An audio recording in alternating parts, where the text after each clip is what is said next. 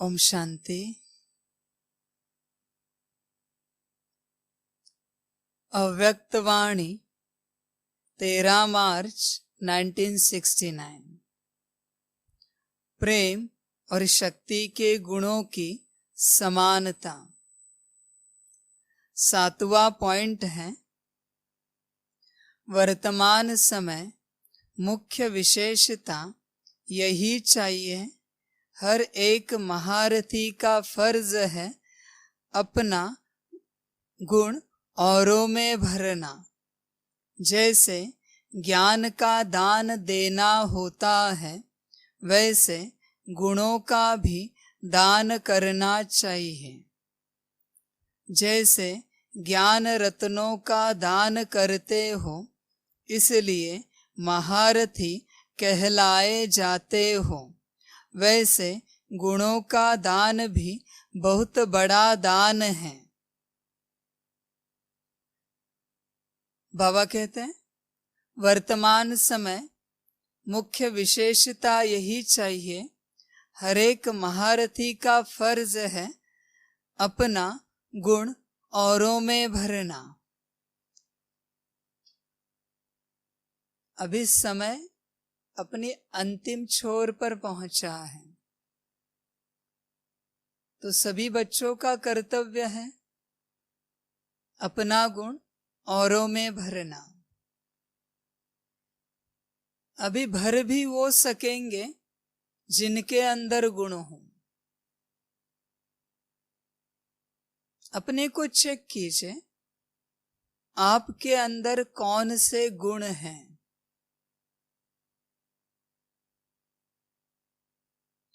बहुत बार आपको पता ही नहीं है कि आपके अंदर कोई गुण है। अगर पता ही नहीं है तो दूसरों को दे कैसे सकते हैं। चलो, अवगुण नहीं है, बहुत अच्छी बात है, लेकिन गुण है यह भी पता होना चाहिए, क्योंकि दान देने का समय है। हम किसी का दिल दुखाते नहीं, बहुत अच्छी बात है, लेकिन सुख देते हैं या नहीं, यह भी चेक करना चाहिए। बस दिल ना दुखाने से कुछ नहीं होगा, लेकिन सुख दे रहे हैं या नहीं, यह पता होना चाहिए। तो बाबा कहते हैं,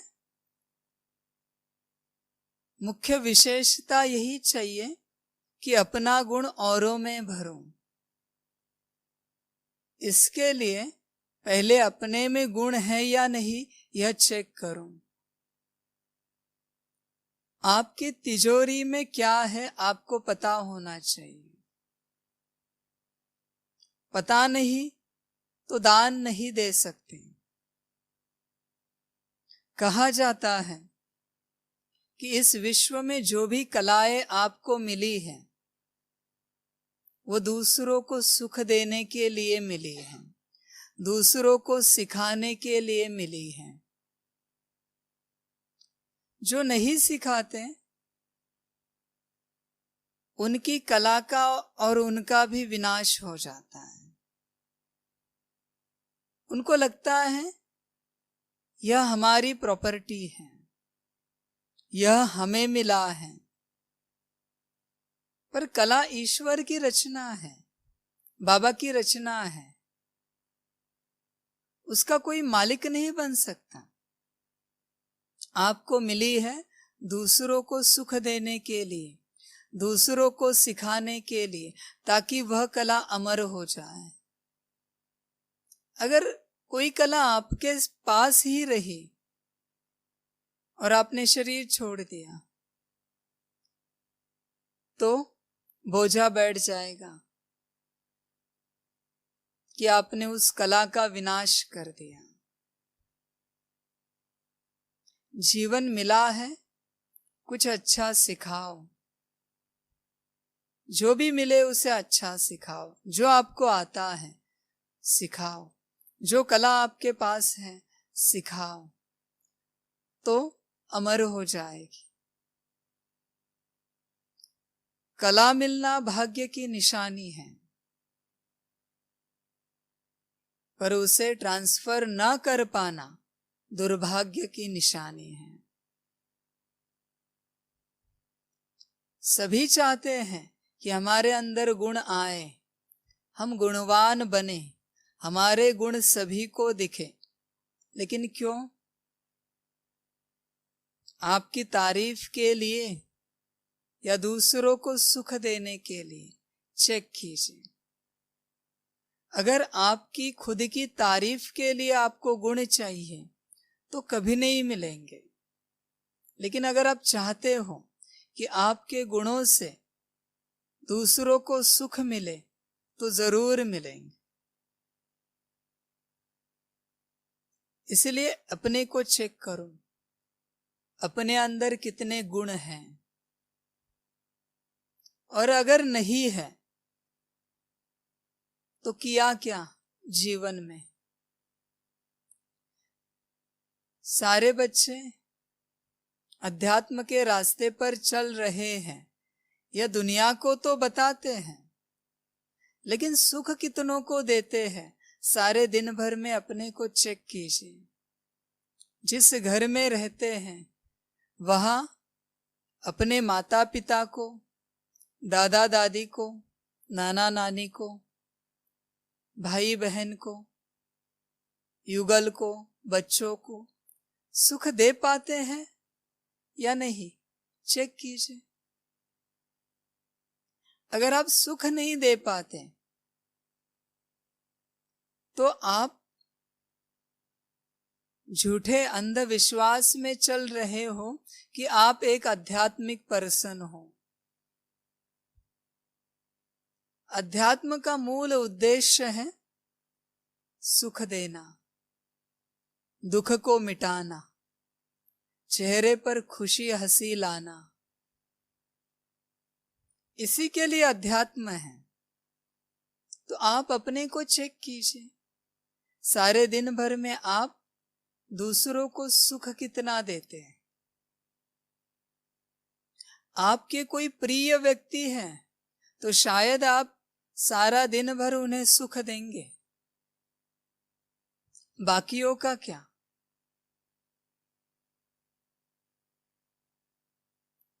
बाकी भी तो आपके जीवन में है, उनका भी तो पार्ट है,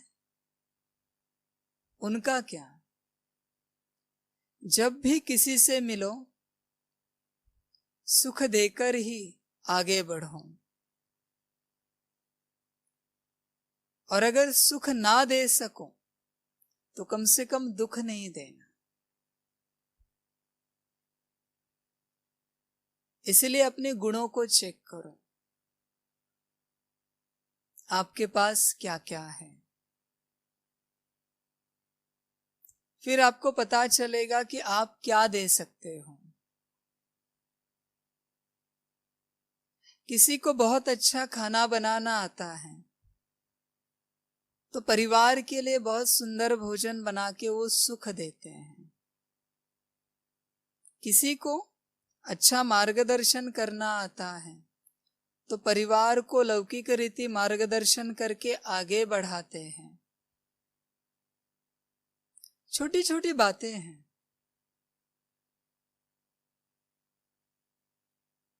अगर आपको मिली है तो दूसरों को देने के लिए मिली है।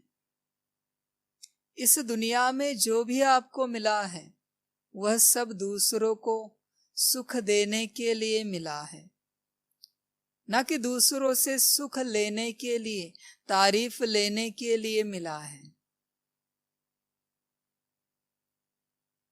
ईश्वर से जो भी चीज मिलती है, बाबा से जो भी चीज मिलती है, वह देने के लिए मिलती है हमेशा। इस बात को बुद्धि में पक्का याद रखिए। वह आपके लिए कभी नहीं मिलती। जिस समय आप सोचोगे कि यह मेरे लिए मिली है, वह नष्ट हो जाएगी। इसलिए बाबा कहते हैं देते चलो, दान देते चलो। आपको बाबा ने देने के निमित्त बनाया है। देना आपका परम कर्तव्य है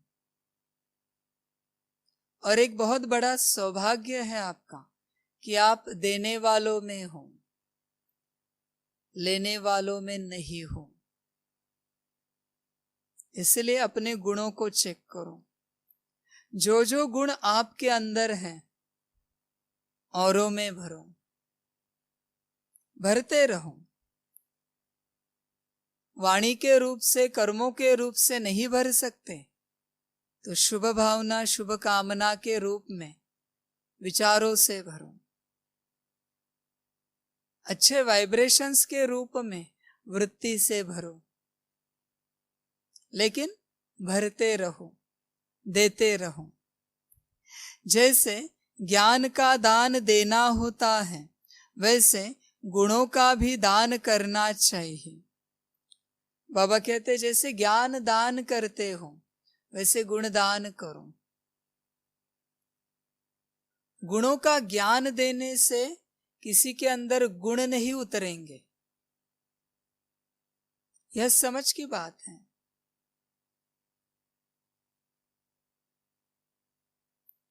गुणों का दान करने के लिए हर कर्म में, वाणी में वह गुण आपसे दूसरों को दिखने चाहिए।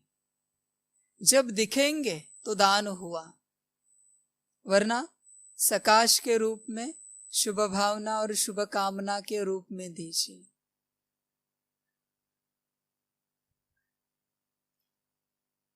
पर दान देने का रास्ता एक ही है कि उन गुणों को अपने कर्मों में और वाणी में लाओ। यह मुख्य रास्ता है। जैसे गुण कर्म और वाणी में आ जाएंगे, दूसरे आपको देख अपने में धारण करेंगे।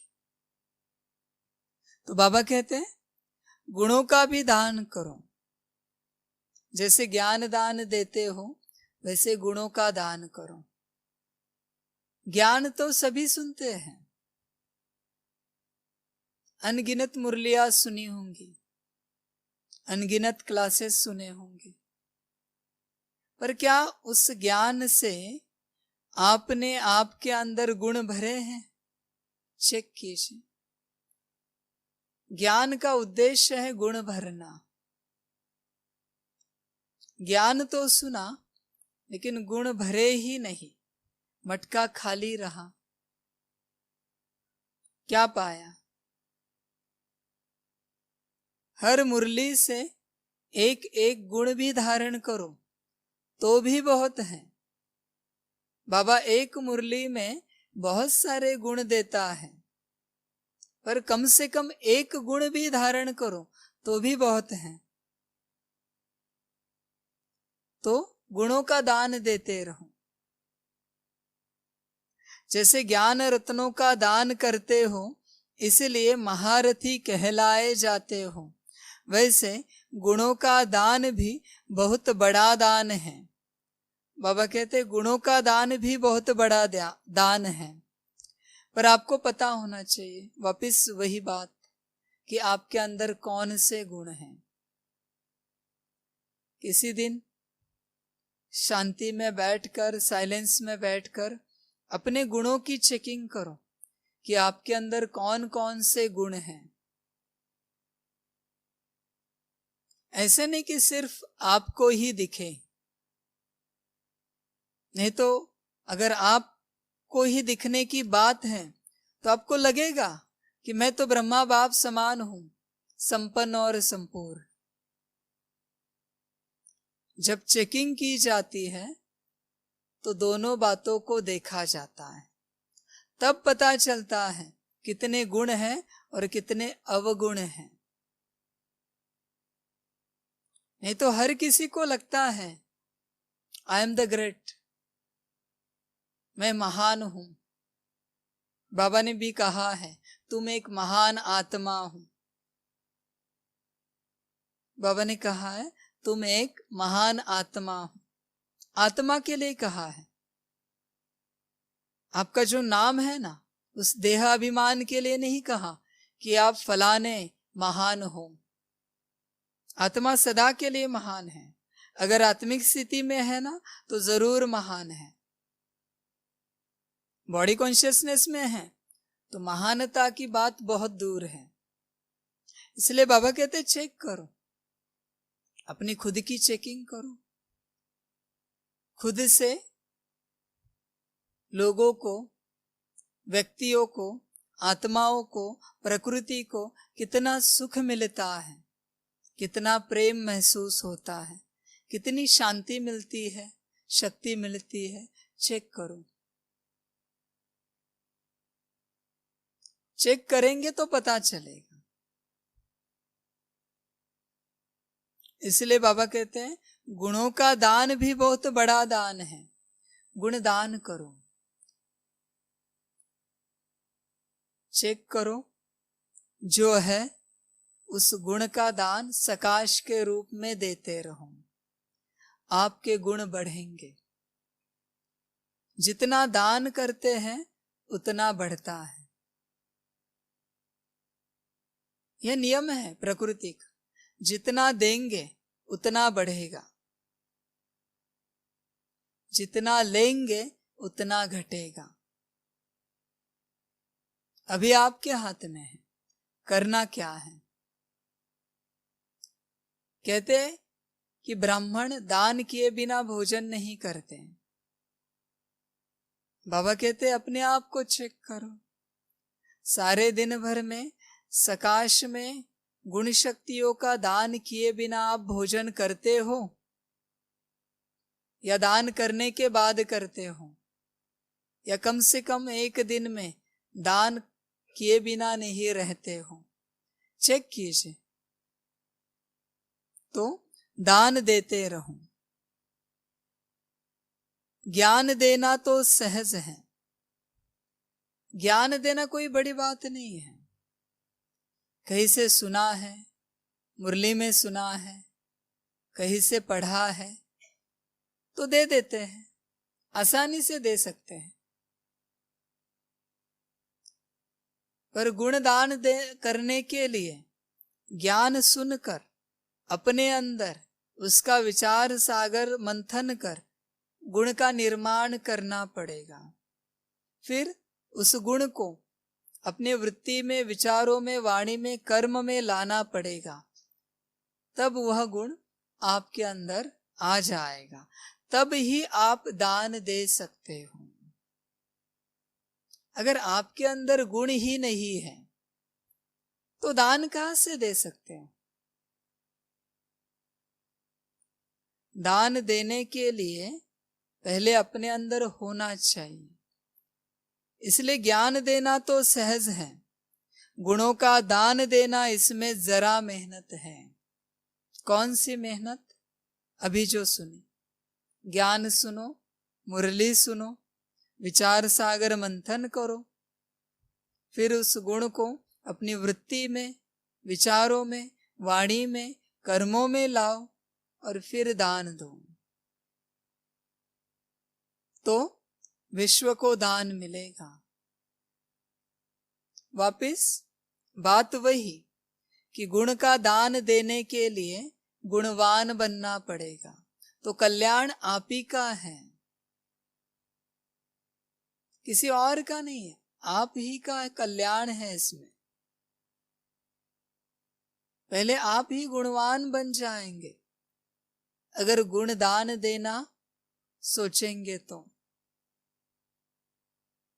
गुणों का दान करने में भी, गुणों का दान करने में सभी महारथियों से नंबर 1 कौन है? बाबा पूछते हैं। नंबर 1 है जनक। यह गुण उसमें विशेष है। तो 1-2 से यह गुण उठाना चाहिए। बाबा किसे कहता था जनक? दादी को। बाबा कहते हैं गुण उठाओ। गुण दो, गुणों से भरपूर करो। आपके अंदर भी यह बात होनी चाहिए। इतने लाख बच्चे हैं, लेकिन इतने वर्षों में बस एक ही जनक बना, तो बाकी सब क्या कर रहे हैं?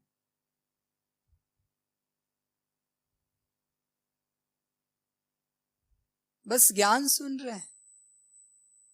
गुण कब धारण करेंगे? सभी बच्चे अगर विचार करें कि हमें पढ़ाता कौन है, तो पता चलेगा कि हमें पढ़ाई कैसे करनी चाहिए।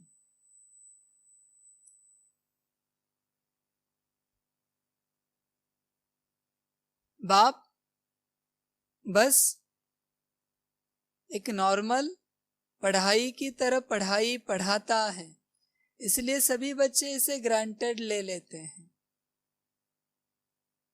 यह कोई साधारण पढ़ाई नहीं है कि भक्ति मार्ग में जैसे गुरु ने मंत्र दिया, घर में आए, किया तो किया, नहीं तो नहीं किया। यह पढ़ाई है प्रॉपर। जिस प्रकार बड़ी यूनिवर्सिटी में पढ़ते हैं बच्चे जाकर, उस प्रकार यह पढ़ाई है। और शुक्र मनाओ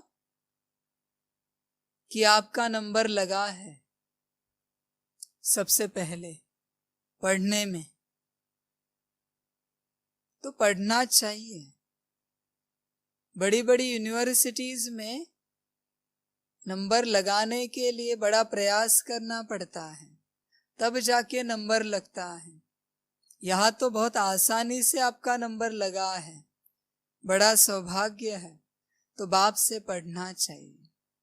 बाप जो शिक्षाएं देता है उसे धारण करना चाहिए। तो अपने को बनाओ, बाप समान बनाओ। कितने बच्चे हैं जो बाप समान बने हैं? चलो पूरा नहीं है, 50%, 40%, 30, 20, 10%, 1%। अपने आप को चेक करो कि आप कितने परसेंट में बाप समान बने हो। बाबा ने एम ऑब्जेक्ट भी दी है कि आपको क्या बनना है, और अगर नहीं बने हो तो किया क्या इस यूनिवर्सिटी में इतने वर्षों में।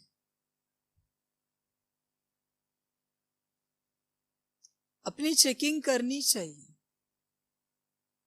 कि इतने सालों में, इतने महीनों में, इतने दिनों में हमने कौन कौन से गुण धारण किए हैं बाप से पढ़ाई पढ़ के। भक्ति मार्ग में एक साल में कम से कम एक मंत्र तो देते ही देते हैं। अगर आपको 10-12 साल हुए हैं तो कम से कम क्या 10-12 गुण धारण किए हैं? कम से कम। वास्तविक रूप से बहुत ज्यादा करने चाहिए, पर बाबा पूछ रहे क्या 10-12 गुण बताने लायक है आपके अंदर 10-12 सालों में? चलो ज्यादा नहीं, पर एक साल में क्या कम से कम एक गुण धारण किया है? चेक कीजिए। अगर नहीं किया तो आप कर क्या रहे हैं?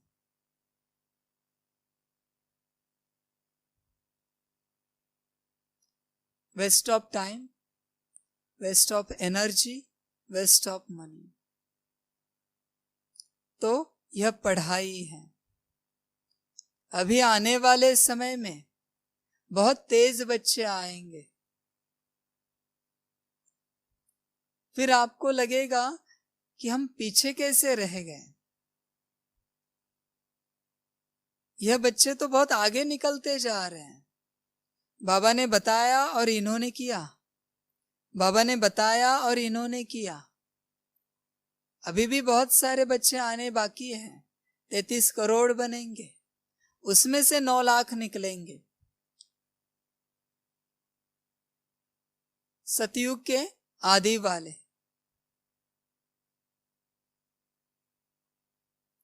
तो बाबा कहते हैं चेक करो, अभी अंत में कंपटीशन होगी पढ़ाई की, गुणों की, ज्ञान की। इसलिए अपने को गुणवान बनाओ। इतना बड़ा टीचर है, उसकी पढ़ाई को वेस्ट मत गवाओ, कुछ तो धारण करो। और वो ताकत भी दे रहा है धारण करने की। अभी धारण करना आपका कर्तव्य है। उसके लिए बाबा कहते हैं निश्चय चाहिए कि हमें पढ़ाई पढ़नी है।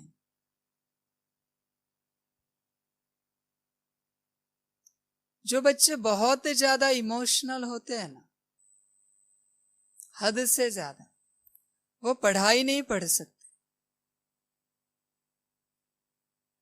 मुश्किल है। पढ़ाई में अवेयरनेस लगती है, समझ लगती है, इमोशनल फैक्टर बाजू में रखा जाता है। बहुत ज्यादा भावना वाले नहीं बनो, नहीं तो सिर्फ अंत में भावना का भाड़ा मिलेगा, पढ़ाई का कोई फल नहीं मिलेगा, क्योंकि पढ़ाई की ही नहीं, बस बाबा बाबा करते रहे और कभी आत्मिक स्थिति में आए ही नहीं, बस हंसते रहे और कहते रहे मेरा बाबा। इससे क्या प्राप्त होगा? मेरा बाबा कहना, बाबा बाबा कहना, ये एक अंग है, यह एक बात है, वो प्यार है आपका बाबा के प्रति। लेकिन पढ़ाई कौन पढ़ेगा? अंत समय में अगर आत्मिक स्थिति में नहीं है और कितना भी मेरा बाबा बाबा बाबा करते रहे, बाबा कुछ नहीं कर पाएगा। बाबा कहेगा मैंने पढ़ाई पढ़ी, मैंने पढ़ाई पढ़ाई। तुमने क्या पढ़ा? समझ की बात है। इसलिए अंत समय में आत्मिक स्थिति और उस स्थिति में बाबा की याद ही मुक्ति दिलाएगी, वरना यही भटकते रहेंगे। देखिए, बाबा के प्रति प्यार होना, भावना होना बहुत अच्छी बात है, लेकिन साथ साथ पढ़ाई पर अटेंशन होना भी बहुत जरूरी है। भावना का भाड़ा तो बाबा दे ही देगा, वो रखेगा नहीं, लेकिन नंबर आगे मिलेगा पढ़ाई से, भावना से नहीं मिलेगा। इसलिए इस पढ़ाई में दिल और दिमाग दोनों ठिकाने पर चाहिए। सिर्फ दिल हो तो भी नहीं चलेगी और सिर्फ दिमाग हो तो भी नहीं चलेगा। आपके पिताजी टीचर हैं, स्कूल में गए और पप्पा पप्पा करते रहे, एग्जाम में फेल हो जाएंगे, पप्पा कुछ नहीं कर पाएंगे, क्योंकि एग्जाम में वो सुपरवाइजर नहीं होंगे कि आपको कुछ मदद कर सके।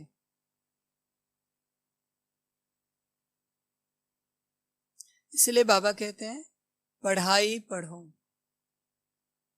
जितने साल हुए हैं आपको, कम से कम उतने गुण आपके अंदर होने चाहिए।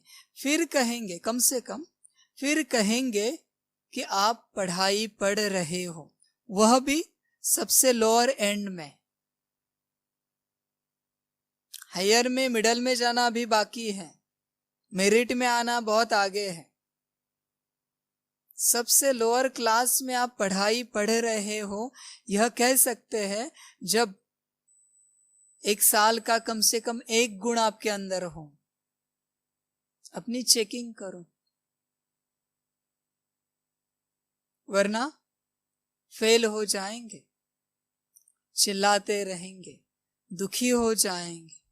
इसलिए बाबा कहते हैं गुण देखो, गुणों की चेकिंग करो कि आपके अंदर कितने गुण हैं, और फिर दान देते रहो। एक दो से यह गुण उठाना चाहिए।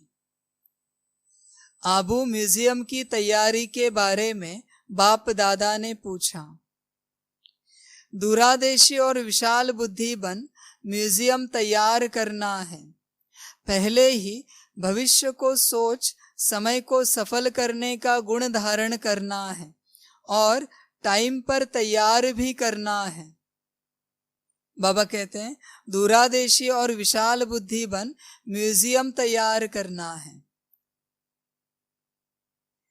देखिए, दूरादेशी बनने के लिए आत्मिक स्थिति चाहिए और बाबा के साथ योग चाहिए, और विशाल बुद्धि के लिए भी आत्मिक स्थिति और योग चाहिए, वरना मुश्किल है।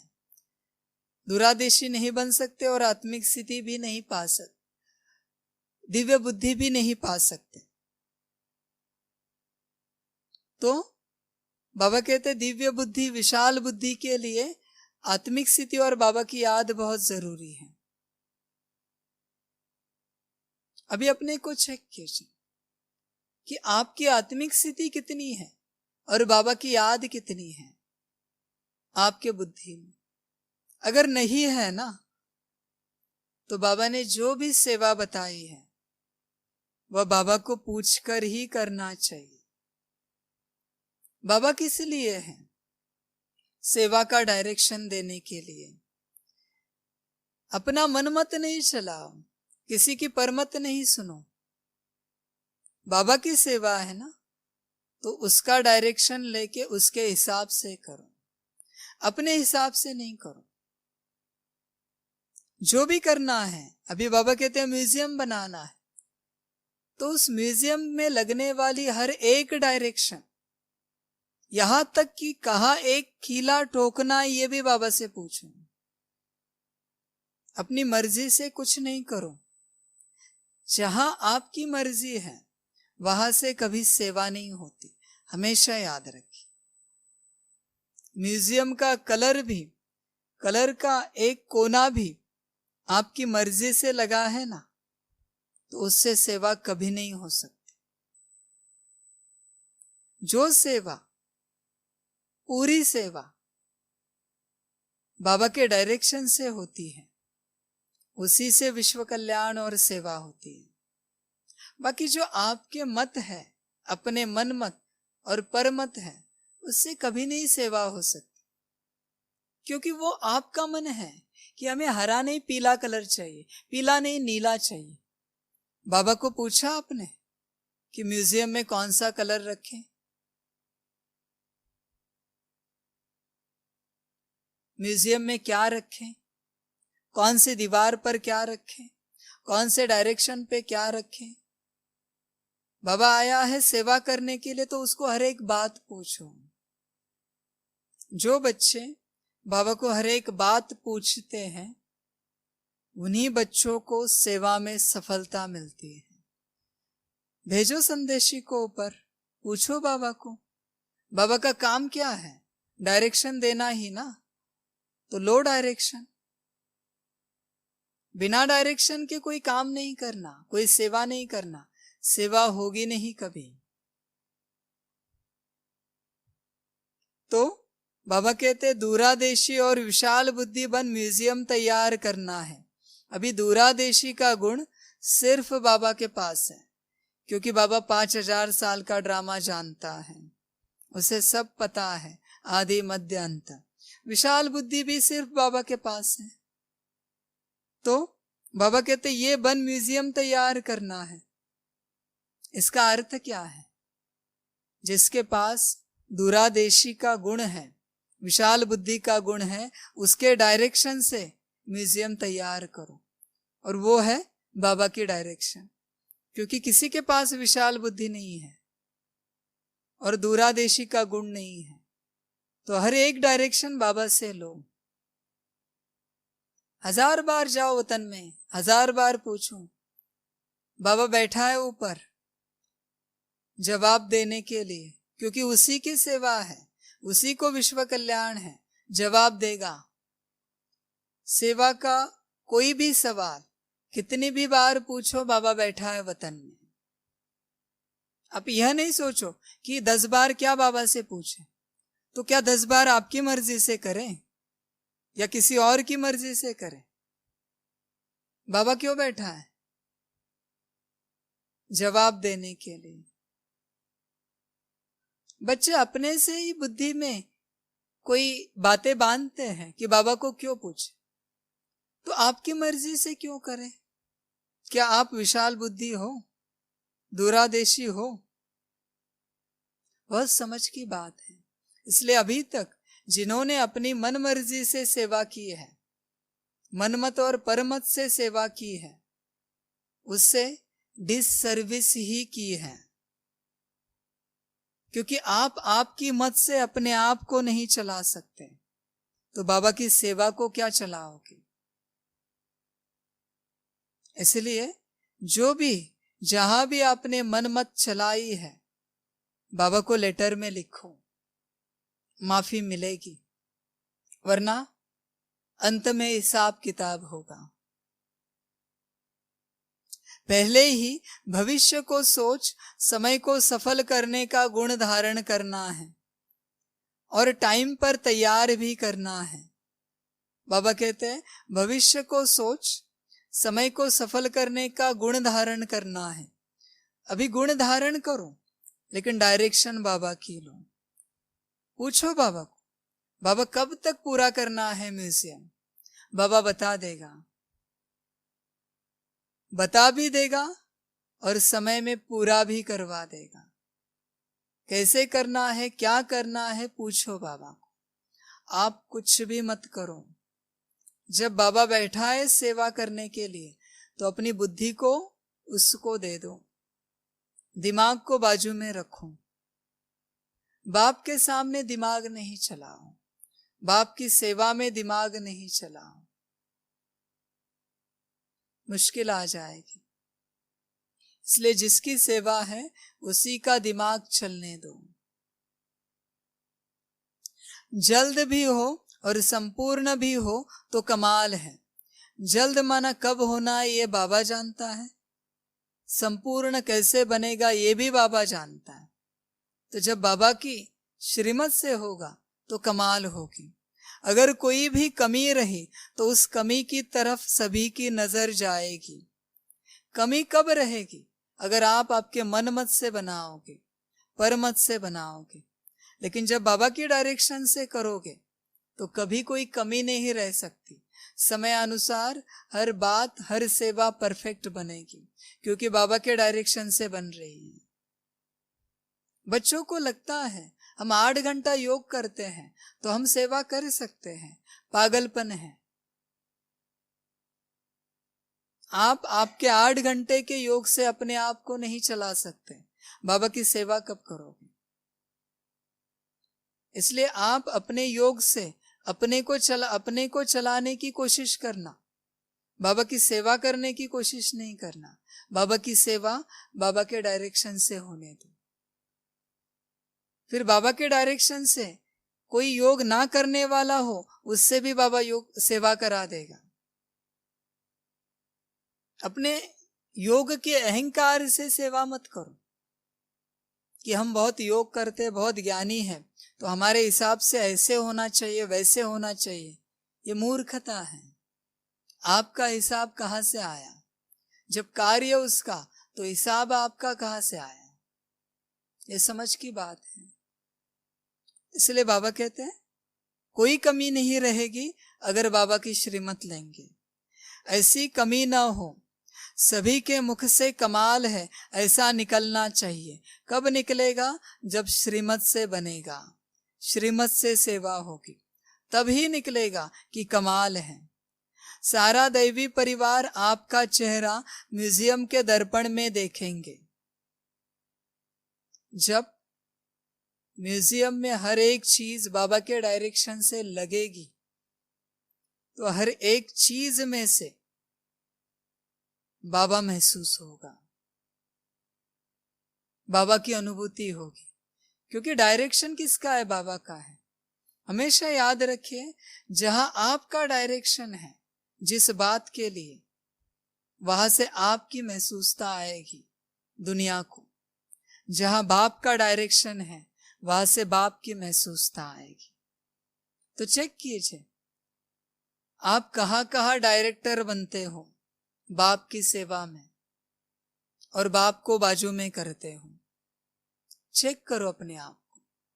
अगर डायरेक्टर बनने की कोशिश की तो एक्टर बनने के लायक भी नहीं रहोगे।